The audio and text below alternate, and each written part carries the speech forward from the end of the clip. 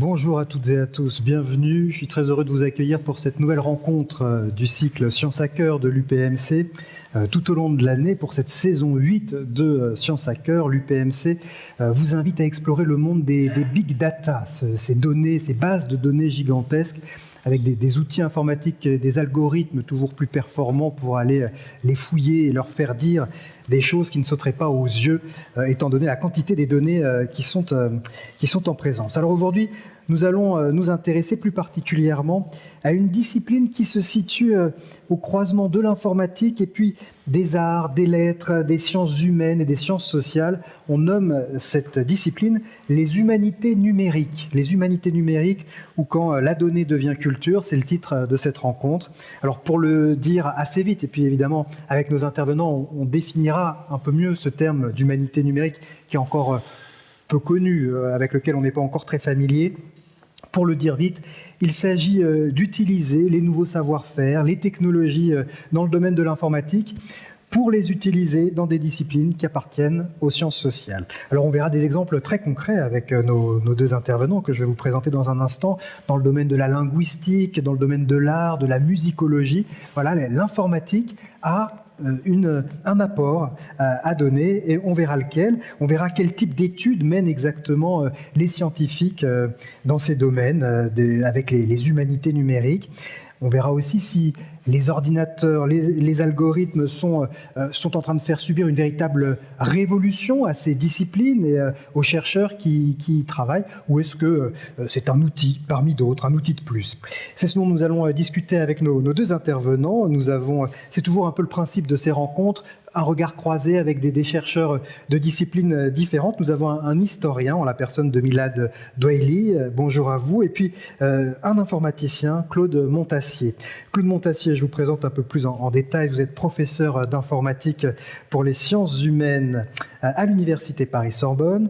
Vous êtes responsable du master langue et informatique et de l'équipe linguistique computationnelle au laboratoire STI. Alors vous avez commencé dans le domaine de l'intelligence artificielle et puis petit à petit vous vous êtes accoquiné, on pourrait dire, avec des personnes des sciences humaines, plus précisément avec des linguistes.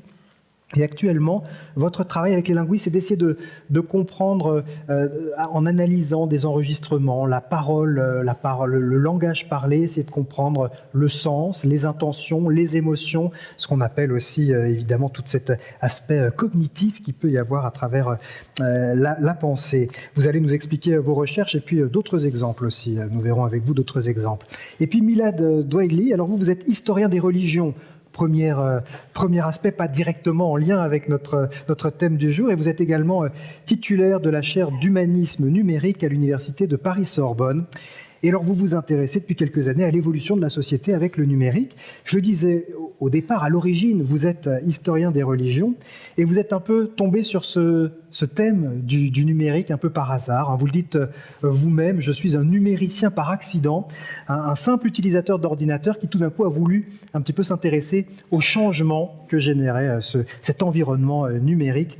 Et vous êtes intéressé tout au long de ces transformations depuis une vingtaine d'années. On va commencer par vous, justement, pour avoir cet aspect un peu historique de ces transformations, et puis on verra des exemples plus concrets ensuite avec Claude Montassier. On vous écoute un quart d'heure, ensuite ce sera vous, et puis ensuite discussion avec la salle comme toujours. Merci pour l'introduction et merci pour l'invitation. Ce que je vous propose, c'est peut-être tout d'abord une petite histoire double mais rapide des humanités numériques, puis après un premier abord de certaines réflexions qui sont en partie de mes recherches autour de cette discipline ou ce domaine de recherche, parce que ce n'est pas nécessairement une discipline. Il existe deux histoires, on va dire, des humanités numériques. Une qui est canonique et classique, qui nous renvoie à une figure pionnière qui était un père jésuite qui s'appelait Roberto Busa, qui, à la fin des années 40, début des années 50, s'intéressait à l'œuvre de Thomas d'Aquin.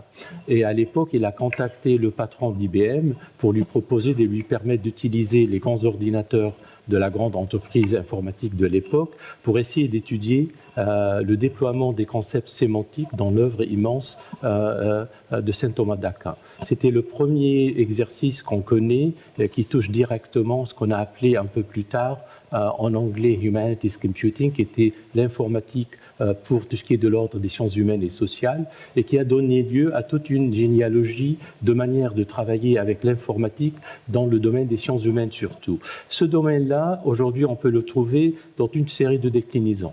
La première, c'est tout ce qui touche à l'édition numérique des textes. Non pas seulement leur numérisation, mais leur taquage, la manière dont on peut les associer à des mots-clés, à des métadonnées, pour qu'on puisse les étudier par le biais des algorithmes et des outils informatiques. Au-delà de là, on a développé dans les années 60-70, mais je crois que mon collègue va en parler plus longuement, toute une série d'études de stylistique, fréquence d'usage dans les corpus d'œuvres, que ce soit d'un auteur ou bien d'une série de romans ou d'autres textes, et tout ce qui touchait à la manière d'utiliser l'ordinateur pour essayer de travailler la manière textuelle. C'était le premier aspect. Le second aspect qui s'est développé et qui est devenu aujourd'hui, depuis on va dire début des années 90, c'est tout ce qui touche à l'encodage par le biais d'une initiative qui a commencé à Oxford et qui s'intitule en anglais TEI, Text Encoding Initiative, et qui s'est inspiré d'un grand informaticien américain qui s'appelle Donald Knuth,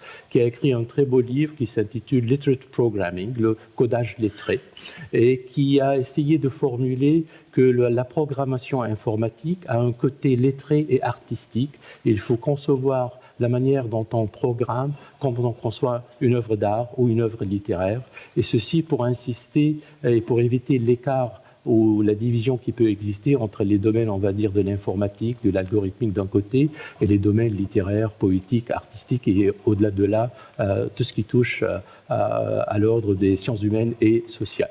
Et aujourd'hui, effectivement, on est allé beaucoup plus loin, on travaille sur des corpus extrêmement larges. Par exemple, il y a eu des travaux quand quelqu'un de Franco Moretti, dans un livre très important qui étudie les big data, on va dire, littéraires, il a pris le corpus de toutes les œuvres romanesques anglaises au XIXe siècle. Vous imaginez la dimension et le poids des données, et par le biais des algorithmes, il a essayé de déchiffrer à quel moment une certaine figure littéraire est devenue canonique, quelles étaient les œuvres qui étaient lues, qu'on ne lit plus, et surtout que cette lecture-là ne peut pas se faire par l'humain, parce qu'elle est trop immense et il y a toute une manière de travailler ces données. C'est tout cet aspect qui touche à la première histoire. À mon avis, il y a une autre histoire qui me semble plus importante peut-être et qui revient à la même date presque, c'est on va dire 1950. Et là, on va revenir vers une autre figure qui est également très importante, en tout cas pour les informaticiens. C'est Alan Turing, un des pères fondateurs de l'informatique moderne, qui a rédigé un très grand texte qui s'intitule en anglais « Computing, Machinery and Intelligence ». Vous avez sans doute vu l'affiche du film « Le jeu de l'imitation ». C'est dans cet article-là qu'il propose ce jeu-là. Alors, il se trouve que dans ce texte, il propose la construction, la conception d'une machine informatique qui n'est pas nécessairement intelligente, parce que quand on lit le texte, l'intelligence ne l'intéresse pas, mais plutôt qui arrive à penser. Il dit en anglais « thinking machine ». Une machine qui peut ou qui sait penser. Et pour essayer de justifier et légitimer cette forme de l'apprentissage, il va, une fois qu'il a développé la dimension algorithmique et technique de la production de cette machine, répondre à toutes les objections possibles au travail de cette machine apprenante. Et c'est là, il me semble, on va trouver la première vraie source, à mon avis, de ce qu'on appelle aujourd'hui les humanités numériques. Pourquoi ? Parce que ce que Turing va essayer de dire, il va prendre toutes les objections potentielles, je vais vous donner trois, qui sont les plus simples. L'objection littéraire. Il veut dire, on va me dire, cette machine-là n'arrivera jamais à composer de la poésie comme Shakespeare. Il essaie d'expliquer que c'est possible avec le temps, avec la disponibilité de données, avec les modalités d'apprentissage qui vont évoluer, qu'il n'y a aucune raison d'imaginer qu'une machine ne pourra pas un jour faire un poème comme Shakespeare. Il y a l'objection théologique.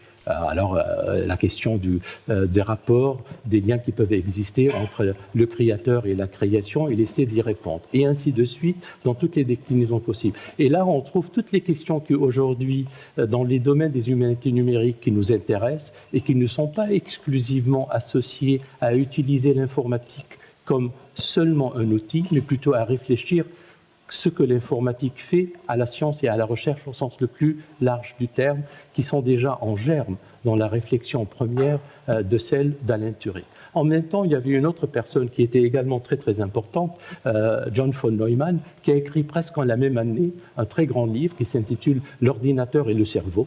Et lui, il a essayé d'imaginer la construction et la conception de la machine informatique en la modélisant sur le cerveau humain. C'était au début de la neurologie moderne. Et lui également, il va essayer de répondre à sa façon et à sa manière à certaines des objections et des difficultés peut-être que cela peut susciter. Cette dimension-là, on va retrouver aujourd'hui avec tous les débats actuels sur le statut de l'intelligence artificielle, et on pourra y revenir si on a le temps. Mais aujourd'hui, je dirais que les humanités numériques réfléchissent à énormément de choses qui n'étaient pas prévisibles à l'époque. On a toute une série de données qui n'étaient pas disponibles et qu'on ne maîtrisait pas, on ne savait même pas qu'elles allaient surgir et devenir assez essentielles pour nous. On va prendre deux exemples peut-être qui sont les plus familiers pour nous. Le premier, ce sont les données géographiques, la géolocalisation. C'est quelque chose qui aujourd'hui joue un rôle absolument remarquable dans tout ce qu'on fait en ligne. On est géolocalisé, les moteurs de recherche vont, en fonction de notre géolocalisation, nous donner des résultats en réponse à nos requêtes en fonction de la géolocalisation. Du coup, on voit très bien comment on a évolué, parce que ce sont des données qui sont disponibles relativement récemment, qu'il y a une dizaine d'années, on ne les utilisait presque pas, si j'ose dire, à l'échelle qu'on utilise aujourd'hui. Et en même temps, aujourd'hui, par exemple, on a tout le domaine qui est celui de la reconnaissance de l'image, le travail sur la reconnaissance automatique, ou bien les métadonnées qui sont associées à l'image. Et à l'époque, on n'avait pas les capacités informatiques, et ça a effectivement évolué nos pratiques et nos réflexions. Mais moi, ce qui m'intéresse au-delà de ces usages qui sont dans des domaines assez spécifiques, ce sont deux choses. À la fois la manière dont cette évolution de l'informatique, dans son passage vers ce qu'on appelle aujourd'hui le numérique, la dimension anthropologique. C'est-à-dire qu'est-ce que ça a changé dans la manière dont l'humain, dans ses rapports avec son environnement et la technique, si on accepte cette informatique est une forme de cette technique, est-ce que ça s'utile d'un saut paradigmatique qu'on n'a pas connu dans notre histoire. Effectivement, on a vu beaucoup de choses qui sont arrivées. D'habitude, on compare avec la révolution de l'imprimerie ou la révolution industrielle. Il me semble qu'avec l'informatique et le numérique, il y a quelque chose de très très différent et radicalement autre à cause de la nature du code informatique. C'est quelque chose qui à la fois fait monde, parce qu'on le voit très bien dans nos pratiques quotidiennes, et en même temps, il a une dimension mathématique, algorithmique, scientifique, qui exige des formes de compétences et d'interactivité et de nouveaux savoirs qui ont émergé grâce à cette nouvelle science. Le second aspect qui est également intéressant, c'est que l'informatique, avec son succès et qu'on voit aujourd'hui, nous invite à revisiter notre histoire. Tout d'abord parce qu'on est en train de numériser notre patrimoine, qu'il soit littéraire, qu'il soit les archives, qu'il soit muséal. Et du coup, dans ce regard qu'on est obligé de revisiter l'histoire, il y a une nouvelle manière de travailler à la fois la mémoire collective comme la mémoire individuelle. Et finalement, pour que je ne parle pas trop longtemps, aujourd'hui, mais j'espère qu'on aura le temps de discuter, on a vu l'émergence depuis quelques années avec ce qu'on a appelé la sociabilité numérique, c'est-à-dire le succès inédit des réseaux sociaux, l'émergence des usages multiples, parfois conflictuels ou économiquement problématiques, mais en même temps qui ont des utilités assez remarquables, des données dites sociales, c'est-à-dire à la fois la traçabilité de votre historique sur le réseau, les profils que peut-être vous allez remplir pour créer un compte sur un réseau social et l'usage qu'on peut faire de ces données pour à la fois vous aider dans des modèles de recommandation, prédire vos actions pour vous suggérer des choses et parfois même pour vous surveiller, comme on le sait très bien depuis pas très longtemps. Et il me semble là, on a une panoplie des domaines qui sont en partie couverts par les réflexions, ce qu'on appelle les humanités numériques, qui touchent à la fois aux usages comme outils, mais en même temps une réflexion sur les conséquences et les incidences de cette transformation. Et finalement, avec l'émergence de la massification de la donnée, on a vu une transformation de la manière de travailler dans les domaines scientifiques. Effectivement, on a accès à des données qui nous permettent, il suffit de regarder par exemple la médecine, je crois qu'il va y avoir une science qui sera consacrée à ça pour les diagnostics, quand les grands médecins ont par exemple accès à des dossiers d'1 million de patients, ils peuvent par des moyens algorithmiques essayer de développer des diagnostics qui autrement auraient été impossibles. Il y a des usages extrêmement importants qui sont associés à la massification des données. Je crois que je vais respecter mon temps et merci. Merci. Merci beaucoup, Milad Zouhaili. On rediscutera de tout ça avec vous. Et on va écouter tout de suite Claude Montassier, dont je rappelle qu'il est informaticien. Et il travaille, après avoir travaillé en intelligence artificielle, il s'intéresse à la parole et au langage. Alors, c'est bon, ça marche. Oui, donc à Paris-Sorbonne, je suis à l'UFR de sciences humaines, plutôt d'informatique appliquée aux sciences humaines. Donc le nouveau nom, effectivement, c'est informatique des humanités. Donc je suis effectivement informaticien et je travaille avec toutes les palettes de sciences humaines qui existent donc à la Sorbonne. Alors, notre but, parce qu'on a un petit groupe effectivement d'informaticiens, c'est de passer des données aux connaissances expertes. Alors, il faut bien voir que les sciences humaines, linguistique, musicologie, géographie, histoire, psychologie, sociologie, donc toutes ces données ont caractéristique, ce sont des données complexes. Et donc déjà pour un informaticien, c'est très intéressant de travailler sur des données qui ne sont pas tout à fait représentées par les structures de type arborescence, hypergraphe, dont on a l'habitude. Et donc il y a un apport croisé des sciences computationnelles et des connaissances expertes en sciences humaines, en tout cas pour les personnes qui s'intéressent effectivement aux données. Je vais vous donner aujourd'hui deux exemples, l'un en linguistique, qui est un petit peu, moi je travaille sur la parole principalement, donc c'est la matière, et en musicologie, parce qu'on a fait, donc, avec des musicologues, un projet financé par l'Agence nationale de la recherche. Donc pour la partie linguistique, ça sera sur la détection des états cognitifs à partir de la parole, et puis pour la partie musicologie, l'aide à l'interprétation iconographique sur des iconographies musicales du Moyen-Âge. Alors, qu'est-ce qu'apporte effectivement l'informatique aux sciences humaines? Alors, c'est quelque chose qui, d'un certain sens, est nouveau, donc un nouveau regard sur l'apport d'une science à une autre, mais ce n'est pas quelque chose qui est nouveau. Donc, si on regarde un petit peu différentes, comme la psycholinguistique, la sociolinguistique, la sémiologie de la musique, la sociologie historique, la psychologie de la musique, ça fait depuis maintenant plus d'un siècle et demi que les sciences humaines on s'entrecroise, s'apportent, donc enrichissent une autre science humaine. Donc, d'une certaine façon, l'informatique est un nouveau apport. Alors, j'ai essayé de résumer un peu ce paradigme de l'approche computationnelle dans le cadre des sciences humaines. Donc, première partie, numérisation et indexation, donc c'est classique. Après ça, la notion de corpus, de métadonnées, d'annotation experte. Experte, c'est par expert en sciences humaines, dans une science humaine particulière. Et puis, il y a une troisième partie qui, elle, est plus spécifique, qui sont les connaissances, modèles et interprétations, qui donc sont quelque chose qui, effectivement, dépendent un petit peu de la science artificielle. Alors, sur la première partie, donc linguistique computationnelle, ou linguistique informatique, donc ça regarde l'apport de l'informatique aux sciences du langage. Donc sciences du langage, classiquement phonologie, morphologie, syntaxe, sémantique, pragmatique, jusqu'à l'esthétique pour une partie. Donc qu'est-ce qu'apporte l'informatique? Elle apporte ce qu'elle sait faire, c'est-à-dire une modélisation informatique et en même temps mathématique, parce que informatique pour les sciences humaines et mathématiques pour les sciences humaines sont quand même reliés. Donc on peut proposer des modélisations algébriques qui nous donnent des grammaires et des automates qui sont énormément utilisés en linguistique, par exemple de type chomskienne. Des modélisations logiques, donc sur l'interface syntaxe-sémantique ou sémantique-pragmatique. Des modélisations combinatoires avec des satisfactions de contraintes qui sont par exemple utilisées sur les paraphrases. La paraphrase, c'est la façon de dire avec des mots différents la même chose, avec le même sens.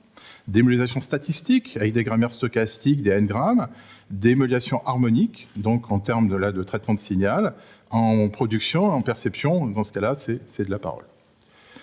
Alors, deuxième partie de la linguistique computationnelle, et celle que vous voyez un petit peu dans la vie de tous les jours, c'est les parties automatiques. Donc, vous avez le traitement automatique de la parole, on fait de l'analyse phonétique, où on trouve des phones, prosodiques, les syllabes et les accents, reconnaissance et synthèse de la parole, et puis détection des états cognitifs et des caractéristiques individuelles, dont je vais parler un petit peu tout à l'heure.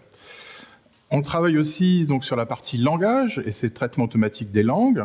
l'analyse syntaxique par des arbres, l'analyse sémantique, où on va trouver une formule logique, proposition et causalité, l'analyse pragmatique sur les actions cognitives, où on détecte les opinions et les sentiments, donc que ce soit de l'oral ou à l'écrit, la traduction automatique, le résumé, la compréhension et la génération de texte, avec des applications sur recherche d'informations, système de dialogue.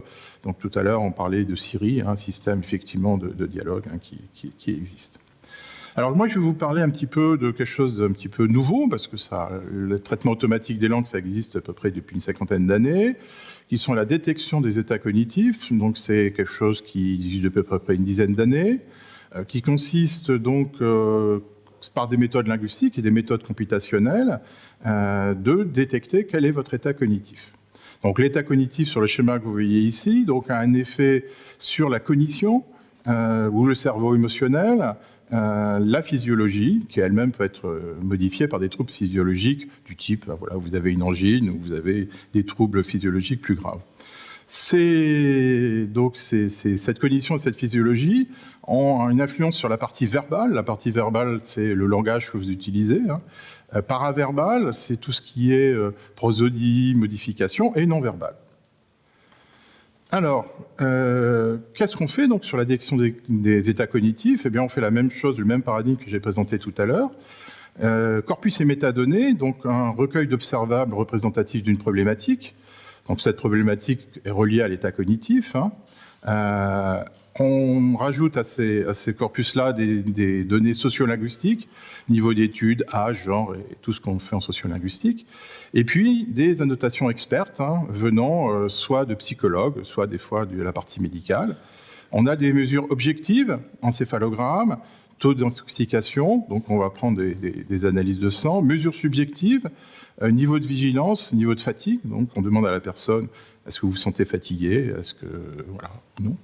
Mesure perceptive de la voix, donc on demande à un corpus d'auditeurs d'estimer une situation dont ils sont témoins, niveau de conflit, de sincérité, Parkinson aussi. Alors, ça demande donc des connaissances pluridisciplinaires et des modèles, donc en linguistique, en psycholinguistique, en neurolinguistique. On va regarder l'influence d'un stress, intoxication, fatigue cognitive, conflit, ou d'un désordre psychopathologique, autisme, maladie de Parkinson, schizophrénie. On utilise des modèles de décision et de régression, qui là sont vraiment de l'informatique.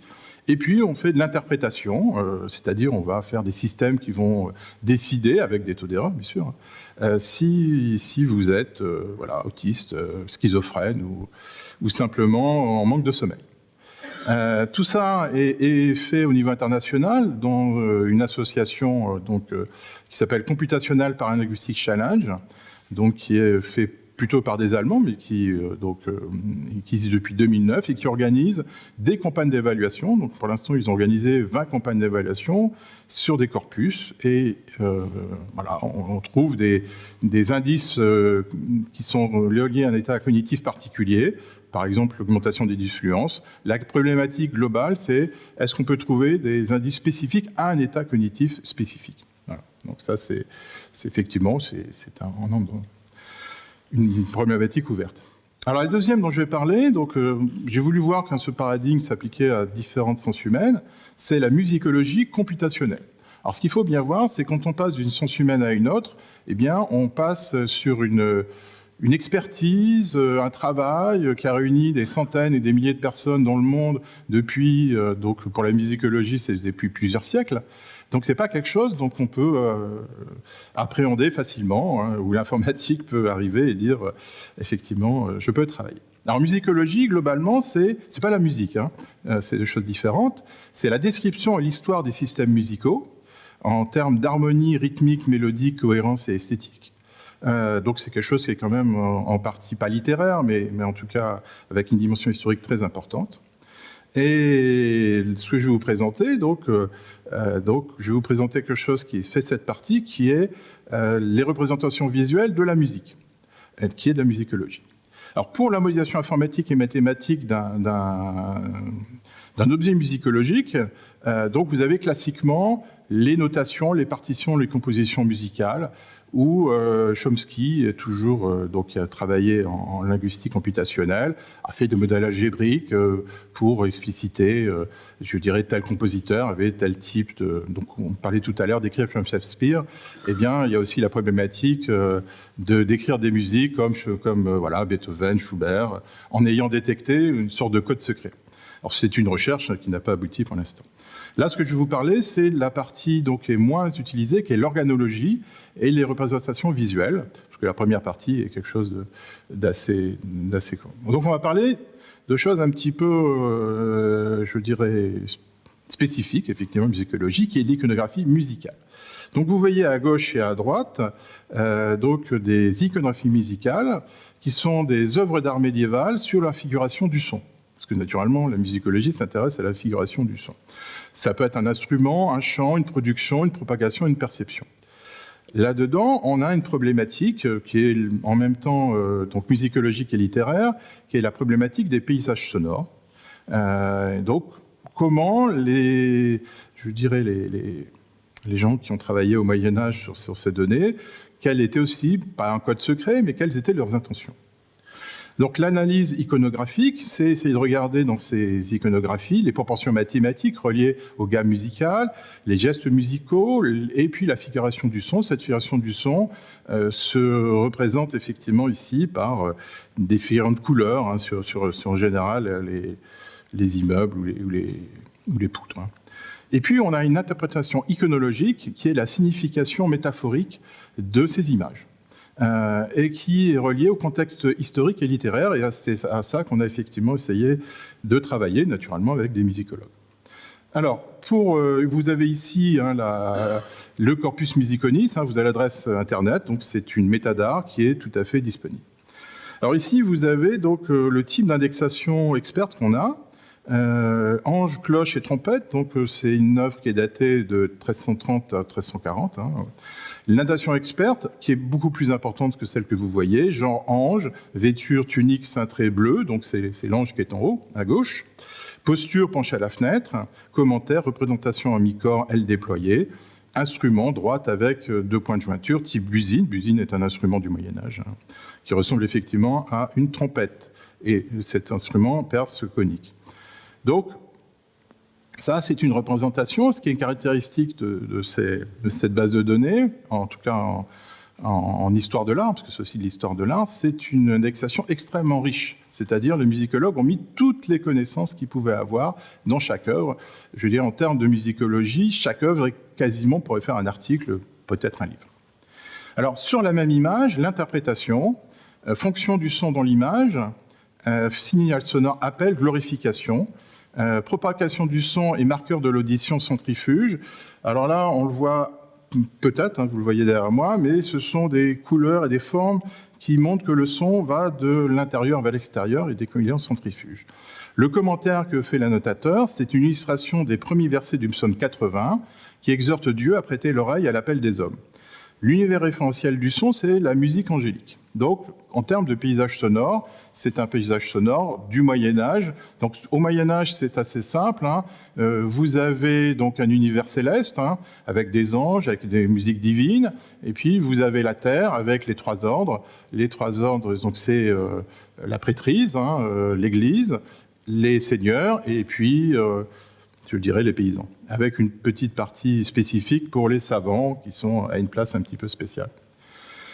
Si je reprends donc une autre œuvre musicale, Roi David, harpe et vierge.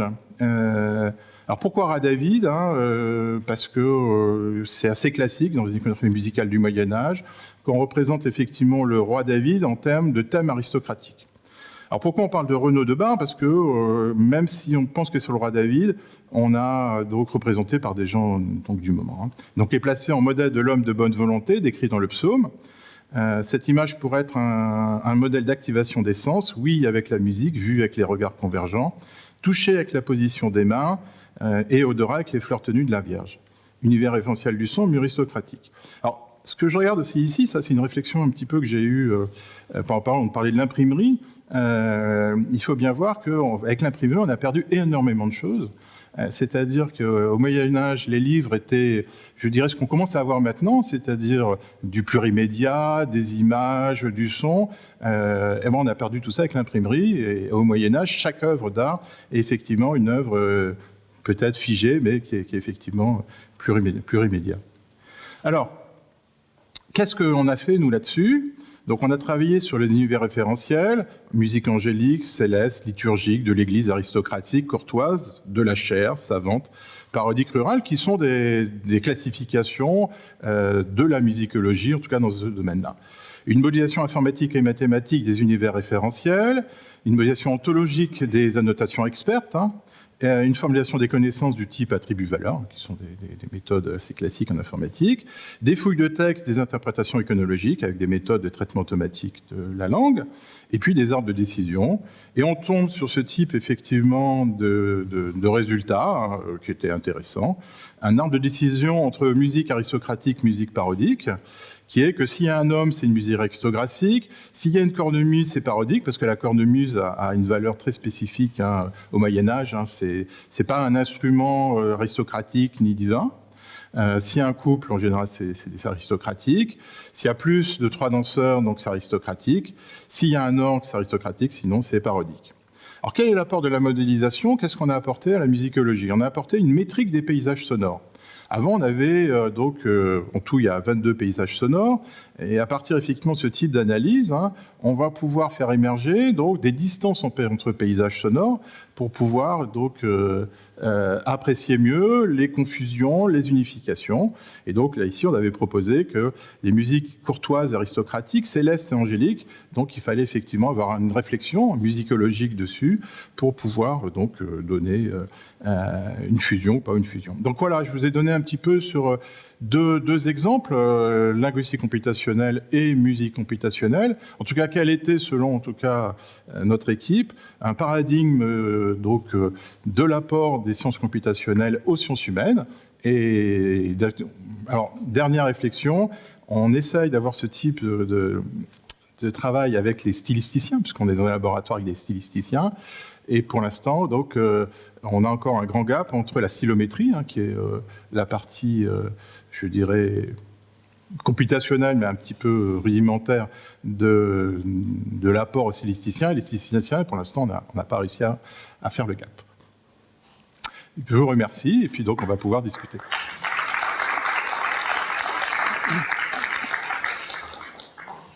Allez, venez donc me rejoindre sur les sièges qu'on discute effectivement un petit peu. Alors il y avait des termes techniques qui mériteront évidemment d'être un peu explicités dans cette façon que vous avez de passer les œuvres d'art à la moulinette pour leur faire...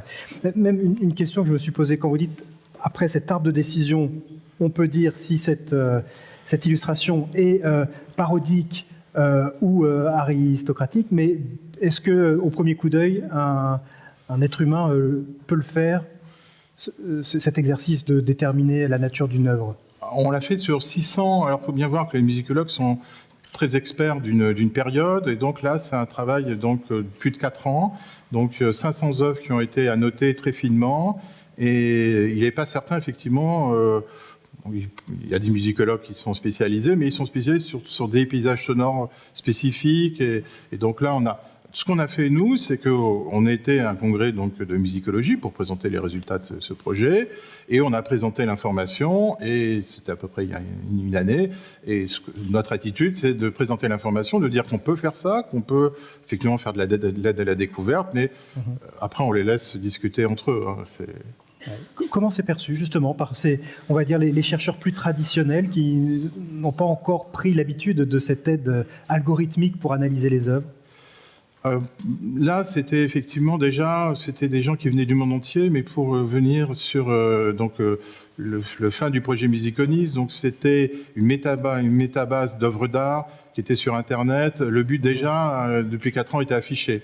Donc, on a eu des gens qui étaient déjà intéressés, mais il y a eu des réactions dans la salle qui n'étaient pas...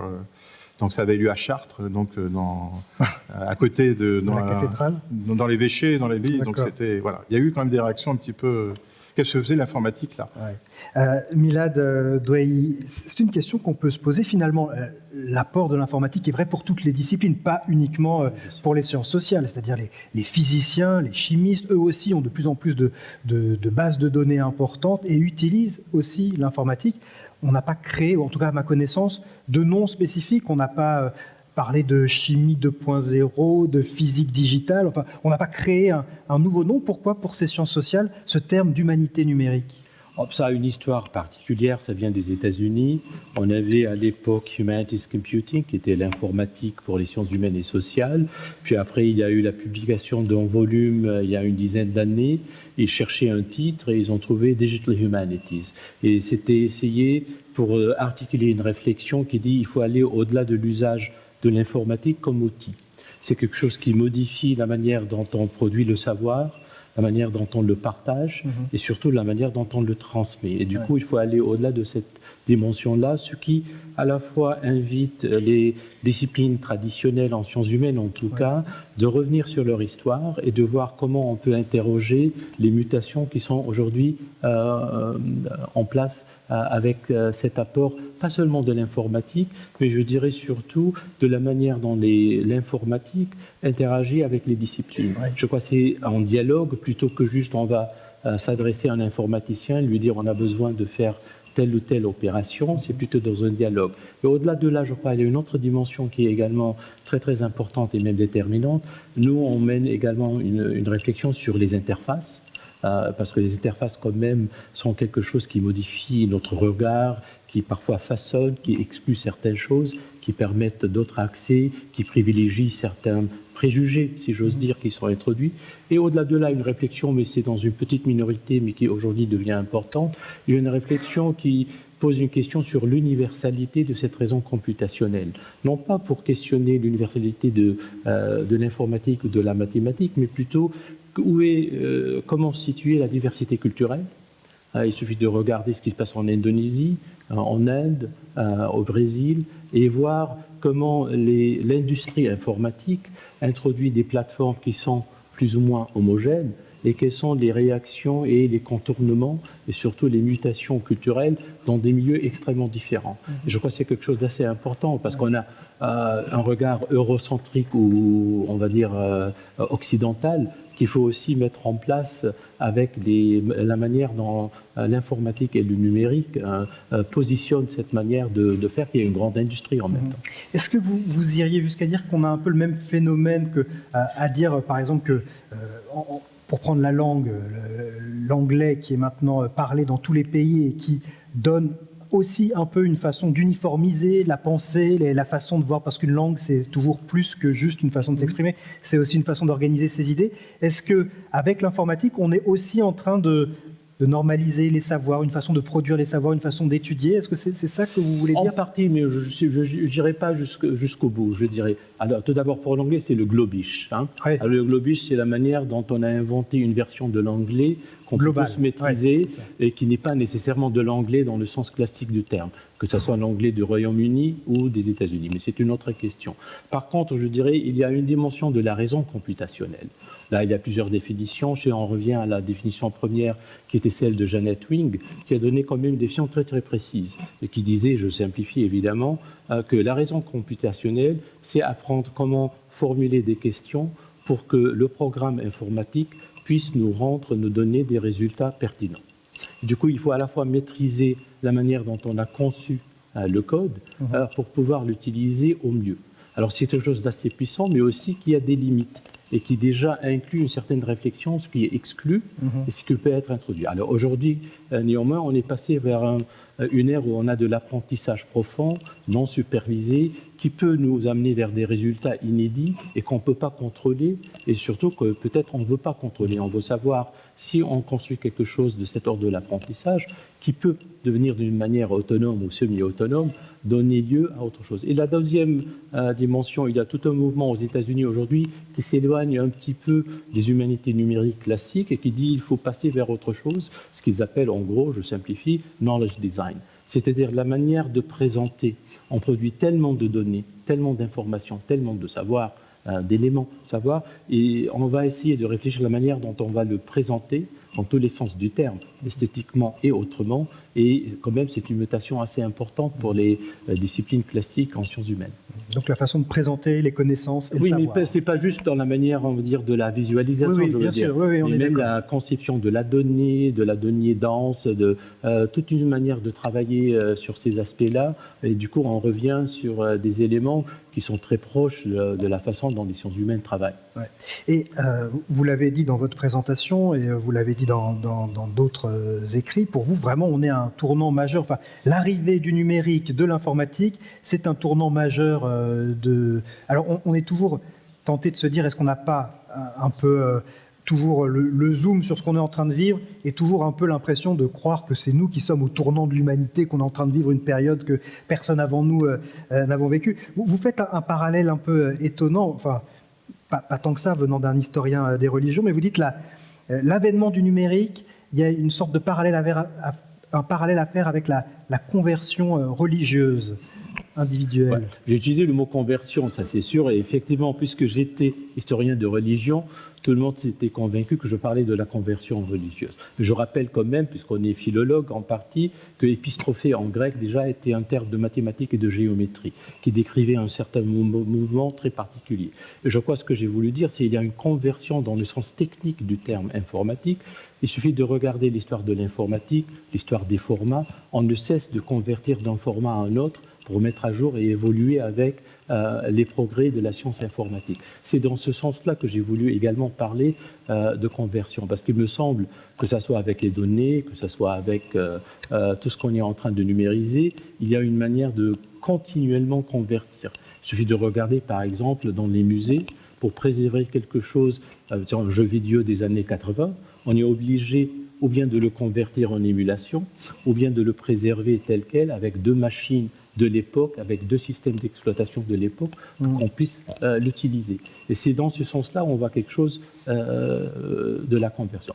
L'autre sens que vous dites que moi je crois c'est un moment de transformation de nos sociétés, et là je crois on peut, si je peux prendre 2 minutes, on peut l'inclure dans une trajectoire de mutation dans notre histoire.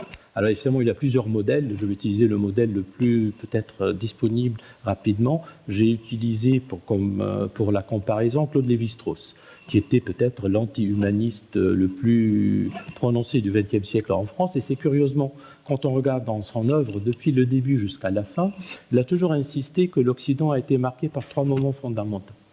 Et qu'il identifie comme des humanismes. C'est ça ce qui m'a intéressé.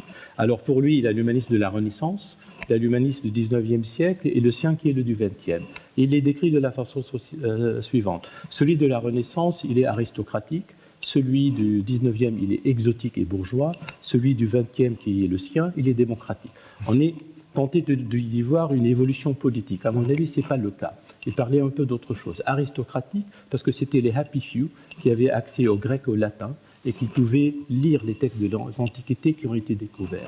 Celui bourgeois, effectivement, c'est dans le contexte de la révolution industrielle, mais surtout pour lui, c'est exotique, parce que ça a obligé l'Occident à se raconter son propre histoire autrement, parce qu'on était obligé de nous comparer avec les sociétés asiatiques qu'on a découvertes. Du coup, on ne pouvait plus avoir même la même chronologie. Celui du XXe, et c'est là où on va revenir vers la parole, c'est très important, il est démocratique parce que c'est à cause de la science de la mythologie qui est orale et qui a été refoulée depuis l'invention de l'imprimerie au profit de ce qui était écrit. Et là, on voit une évolution. Et moi, je dirais qu'on est peut-être dans une 4e phase, c'est à cause de l'informatique et du numérique. Parce qu'à la fois, elle nous invite à revisiter les 3 premiers, elle les numérise en les transformant en numérique, et en même temps, on est en train de créer d'objets nouveaux, natifs comme on dit aujourd'hui, qui nous amènent à réfléchir autrement sur cette technique qui est devenue culture. Alors ce serait quoi votre qualificatif pour... Moi, j'ai appelé ça humanisme numérique, juste pour la provocation peut-être, mais... D'accord. Vous faisiez référence à la parole, effectivement. Il y a cette analyse de la parole, ce que vous faites avec les linguistes. C'est encore un terrain d'étude très compliqué. C'est-à-dire que vraiment, il y a une subtilité. Pourquoi notre langage parlé, l'écrit aussi, mais le parler particulièrement, présente une telle difficulté pour l'analyse informatique? Alors, la première difficulté, c'est que je dirais que si on regarde la linguistique en sciences générales, effectivement, jusque maintenant, même jusqu'à aujourd'hui, la linguistique écrite, la linguistique des textes, la linguistique des textes bien construits, avait la primauté. Il y a eu quelques très bons chercheurs, comme Benveniste sur la partie linguistique orale, mais vraiment, voilà, c'était globalement les beaux textes, on passait à l'esthétique facilement, et puis on considérait que c'était un peu sauvage l'oral. Et donc on ne pouvait pas faire de belles théories chomskiennes sur Chomsky, je rappelle, c'est un théoricien algébriste, mathématicien qui a une nouvelle vue du langage mathématique et qui est toujours sur la parole, c'est plus sauvage, donc les gens se sont moins intéressés. Mais le fait que ce soit effectivement spontané, fait que ça porte, c'est quoi? C'est la sortie de la cognition. La sortie de la cognition, je suis en train de parler, mais en même temps, c'est un exercice extrêmement complexe, parce que je suis en train, dans mon cerveau, dans ma mémoire de travail, construire le langage. On sait qu'il y a à peu près 200 millisecondes entre le moment où j'ai une planification syntaxique et le moment où la parole sort. Donc, la cognition a une influence directe, ce qu'elle n'a pas sur l'écrit. Sur l'écrit, je rappelle, alors, sauf peut-être l'écrit spontané, mais il n'y en a quasiment pas. Donc voilà, on est vraiment, quand on dit, quand on regarde effectivement l'âme dans les yeux, c'est plutôt dans la parole. Parce que la parole est... Voilà, c'est cette caractéristique sauvage qui la fait que c'est pas des belles lettres, c'est pas des belles paroles, qui fait qu'elle revient maintenant. Alors elle revient même du côté linguistique écrite parce que on m'a posé la question.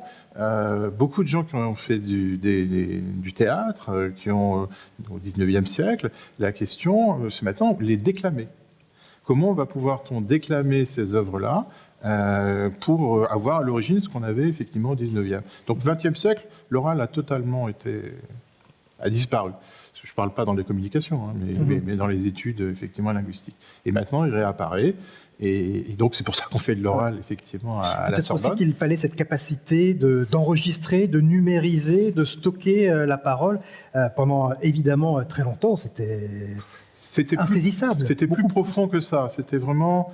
le fait que de l'écrit on arrive aux belles lettres et que les belles lettres sont quand même je dirais l'esthétique et que sur la parole on n'avait pas je crois que c'était pas vraiment le côté technique. C'était pas un verrou technique, c'était avant tout c'était pas assez noble de s'intéresser. C'était pas assez noble, exactement. Au langage. Aujourd'hui, quelles sont les difficultés auxquelles vous vous heurtez? Vous m'avez dit, alors pourtant on se rend compte quand même, ne serait-ce qu'avec nos smartphones, maintenant on peut poser une question à haute voix avec le petit micro et voir ce qu'on a dit s'afficher. Donc on sent que la reconnaissance de ce que l'on dit est déjà plus... ça fonctionne déjà mieux, mais vous m'avez dit, on est vraiment très loin du compte. Il y a des très grosses difficultés dans le domaine de la reconnaissance vocale. C'est la compréhension. C'est la compréhension. Alors ça, c'est un domaine effectivement qui est pas simplement sur le langage parlé, c'est sur le langage écrit, donc les tweets, tout ce qu'on voit effectivement à l'écrit, c'est que on s'aperçoit qu'on peut vraiment faire de la reconnaissance, mais globale, c'est-à-dire pas sur des applications finalisées du type, quand on parle à son smartphone, on sait plus ou moins qu'on va demander des places de train, qu'on va demander la météo, qu'on va avoir des rendez-vous. Donc là, on est ce qu'on s'appelle sur des fragments de langue. Donc sur des fragments de langue spécialisés, on peut faire des compréhensions partielles. Sur la langue en général, pour l'instant, c'est le Graal un petit peu, je ne dis pas des linguistes, mais même c'est le Graal je dirais, on saura que quand on pourra faire comprendre réellement un ordinateur, on sera passé peut-être dans une autre phase, mais il est possible qu'on n'y passe jamais. Voilà, il y a ce doute. Il y a ce doute de se dire peut-être que là, on atteint quelque chose que le cerveau humain est capable de faire, interpréter une phrase, effectivement, avec, on peut dire presque d'une infinité de façons, la même idée, en mettant les mots dans un ordre différent, en employant des synonymes, en utilisant peut-être même des onomatopées, avec aussi une gestuelle. Tout ça avant qu'un ordinateur ait la subtilité de le capter. En fait, vous émettez un doute sur le fait que ce soit possible un jour? On émet le doute, effectivement, tout à fait. On pense que les capacités d'apprentissage sont assez simples à utiliser sur la partie syntaxique. Parce que la partie syntaxique, c'est une construction de la langue, donc c'est quelque chose qu'on peut faire des modèles, et on fait des modèles pour la traduction automatique. La partie sémantique, on ne sait même pas réellement la modéliser. C'est-à-dire qu'il y a plusieurs chercheurs différents qui proposent, mais aucune n'est complète sur l'ensemble des fragments de langue. Donc on ne sait pas modéliser le sens. On sait un petit peu modéliser les actions, mais le sens, non. Alors dans les applications autres que sur le sens, vous avez quand même donné des applications un peu étonnantes et qui posent tout de suite évidemment des questions éthiques. Vous avez parlé de détecter, l'exemple était assez amusant, vous avez dit on peut se rendre compte en analysant si on a affaire à un schizophrène ou à quelqu'un qui n'a pas assez dormi. Donc effectivement c'est bien la nuance de pouvoir la saisir, ça peut aider, mais à partir de quand on va arriver, rien qu'au son d'une voix, une façon de s'exprimer, à poser comme ça des diagnostics médicaux? Est-ce qu'on sait déjà le faire pour certaines maladies? Alors pour Parkinson, il y a eu donc un challenge l'année dernière sur Parkinson, et il y a eu donc un résultat d'à peu près 78%. Donc c'est un challenge en double aveugle, hein, donc il y a toutes les caractéristiques. C'est pas des voilà, c'est contrôlé. Et on est arrivé donc à peu près en dessous de 80%, mais une autre équipe est arrivée à 97%, mais dans des conditions où elle avait peut-être utilisé des méthodes pas totalement non automatiques, donc son résultat n'a pas été validé. Mais on est quand même maintenant, sur ce type de données, à des résultats très importants. Alors, il y a d'autres challenges où les résultats étaient beaucoup plus faibles. Hein, donc, je me souviens, le résultat, je regarde un petit peu les résultats avant de partir, sur donc... est-ce qu'on a bu ou pas bu, hein, intoxication, donc c'était des mesures objectives, donc on avait fait boire de l'alcool, donc c'était des Allemands, donc c'était une base bien cadrée, et donc on avait le ça taux dépend d'alcool. quand même des personnes. Enfin, je veux dire, il y a des gens qui, même sans avoir bu, ont déjà une articulation un peu hésitante, des gens qui tiennent mieux l'alcool que d'autres, donc ça paraît, faut faire au moins un test avant avoir bu, avant-après, pour pouvoir comparer. Alors, ça se faisait en... C'est-à-dire, on ne peut pas se permettre d'avoir des locuteurs sur le test qui soient les mêmes que sur l'apprentissage. C'est en mode totalement dépendant du locuteur. Donc, effectivement, on n'avait pas les personnes avant et après. Ouais. Donc, le but, c'était de reconnaître de façon générale. Et là, on n'a pas eu des taux extrêmement importants. La question, à vrai dire, centrale, c'est fatigue cognitive. C'est-à-dire, avec la fatigue cognitive, mémoire de travail, est-ce qu'elle est commune à ces différentes affections? C'est-à-dire, quand on boit, est-ce qu'on travaille... Voilà, c'est vraiment un problème de psychologie assez complexe. Et la question, c'est est-ce que la voix, en tout cas les indices qu'on a actuellement, c'est plus sur la fatigue cognitive commun à plusieurs... voilà. Donc c'est quelque chose qui est en pleine expansion. Les challenges ont commencé en 2009. Et ça progresse. Et ça progresse, oui. On peut quand même se poser la question, est-ce qu'un jour, on aura quelqu'un au téléphone et sans le savoir, on sera en train de se faire diagnostiquer sur notre consommation d'alcool, notre état psychologique et le fait qu'on ait Parkinson ou non? Alors, ça c'est vraiment un problème. Donc, il y a toute une dimension éthique, mais cette dimension éthique a lieu maintenant sur toutes les sciences des données. Hein. Il y a des réflexions éthiques en France, en Europe. Il y a une loi qui va être votée au Parlement européen aujourd'hui, je crois d'ailleurs, là-dessus. Donc, on a une réflexion. Effectivement, dans les données protégées, il y a deux types de données qui sont protégées. Donc, les données à caractère religieux et politique, et puis les données à caractère médical. Parce que les autres données sont protégées, mais pas vraiment, à vrai dire. Vous voyez bien, il y a du commerce de données partout. Et donc, l'idée, c'est essayer, en tout cas, de faire effectivement une action. J'avais fait une conférence devant l'association qui s'occupe de la Constitution française, donc au mois d'octobre à Paris 3. Et j'avais effectivement le fait que les données de ce type-là, sur l'état cognitif, soient rapprochées des données médicales sur lesquelles il y a une protection spécifique. Ce qui empêcherait effectivement quelqu'un de vous enregistrer au téléphone et de connaître votre état qui n'a pas à être connu.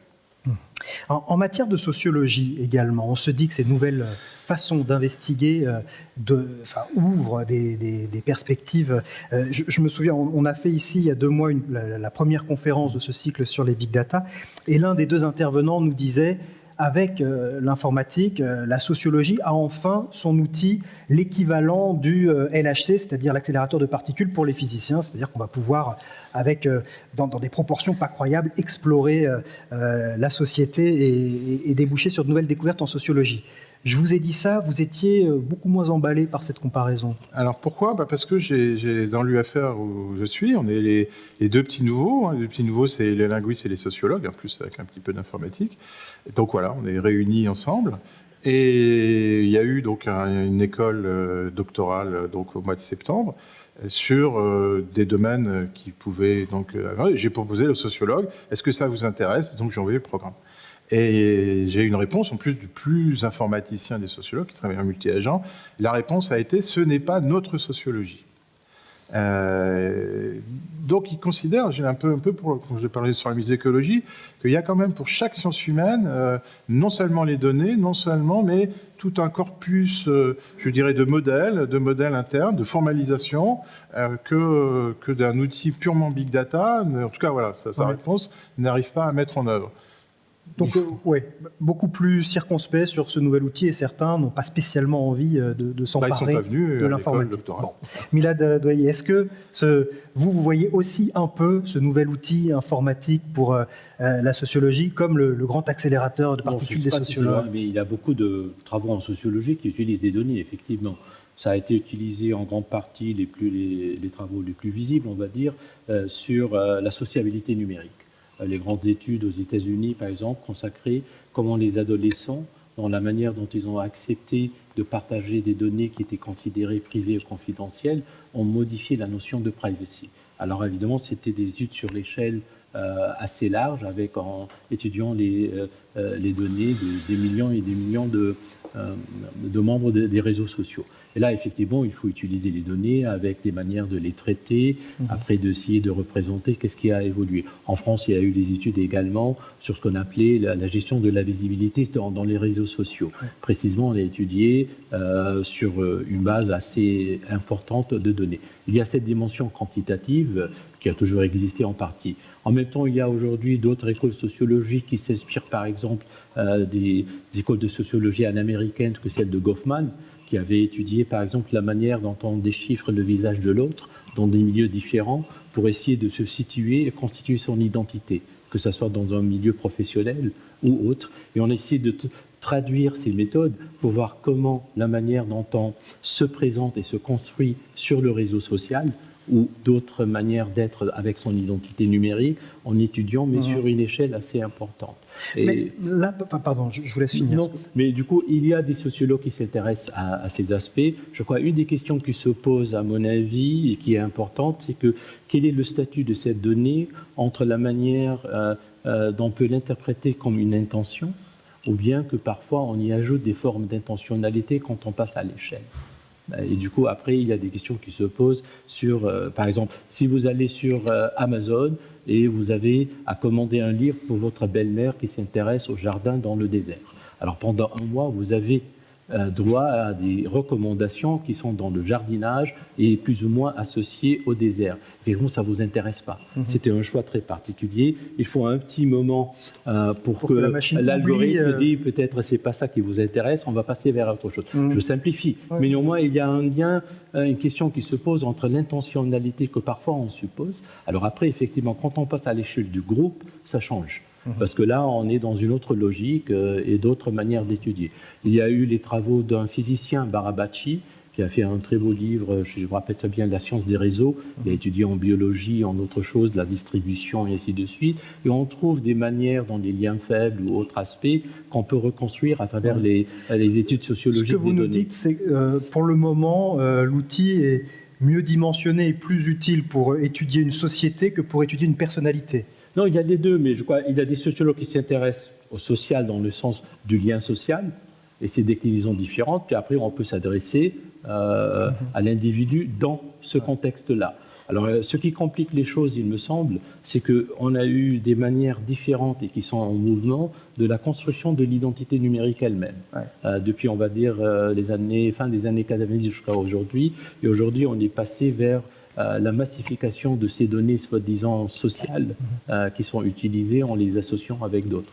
Alors ça donne aussi, c'est pas uniquement une façon de consulter les données, vous l'avez dit en parlant de l'étude des réseaux sociaux, mais on voit de plus en plus de sociologues s'intéresser aux SMS, par exemple, acquérir de gigantesques corpus de SMS et réussir à leur faire dire des choses pas inintéressantes sur la société, sur la façon dont on se parle, dont on communique.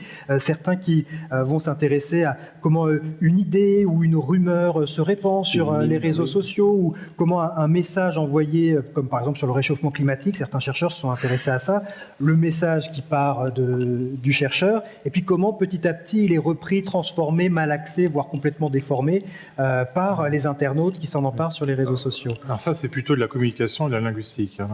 La façon, parce qu'on a un chercheur, effectivement, Agata Jakiewicz, qui travaille typiquement sur ce domaine et qui n'est absolument pas repris par nos sociologues. C'est-à-dire que c'est pas valable, c'est pas intéressant quand vous dites ça? Non, mais les sociologues ne considèrent pas... Qu'on est dans la sociologie quand qu'on on est dans la s'intéresse à la façon dont on communique voilà. sur Internet. Voilà, c'est plutôt dans la communication. Ils s'intéressent quand même plutôt aux communications, aux groupes d'hommes, et la communication est une partie intéressante, mais en tout cas, c'est qu'un aspect qu'ils considèrent mineur dans la sociologie économique, sociologie de la famille. Sociologie est très, très large. Mm-hmm. Je trouve ça étonnant quand même que les sociologues, enfin d'ailleurs je ne sais pas si c'est le cas, dans votre labo ils ne s'intéressent pas à cette façon de fouiller les données. Moi j'ai du mal à croire que ça ne puisse pas être utile aussi en sociologie. Beaucoup, je crois, en sociologie. Aux États-Unis, oui. Aux États-Unis, c'est très répandu. Hein. Ouais. Mais ça varie des écoles sociologiques, des traditions, parce qu'il y a des sociologies et des sociologies, puis il y a des généalogies très très différentes, et ça dépend où est-ce qu'on se situe de ce point de vue-là. Allez, on va prendre une première série de questions dans la salle. On a déjà abordé certains des points.